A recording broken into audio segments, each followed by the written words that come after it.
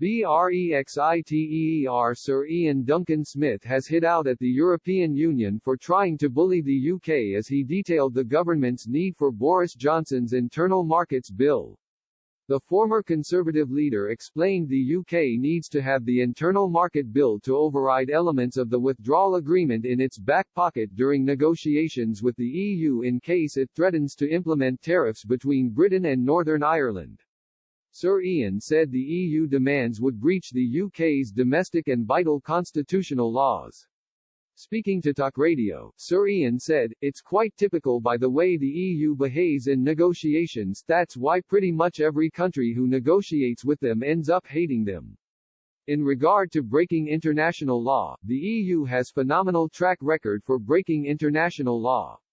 It's not implanted any of the WTO rulings which are supposed to have direct effect, they simply brush them aside.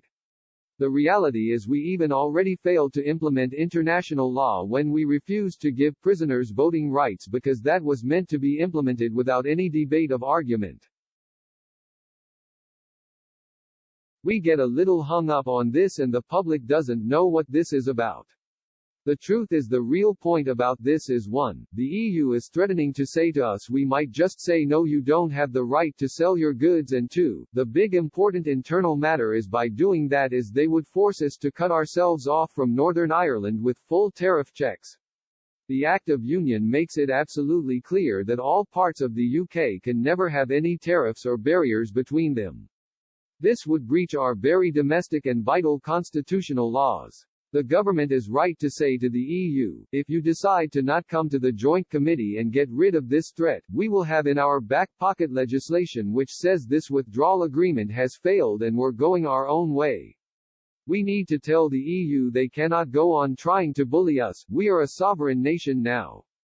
It comes as Boris Johnson's controversial Brexit legislation proves Scotland will never be an equal partner in the UK, the SNP has warned.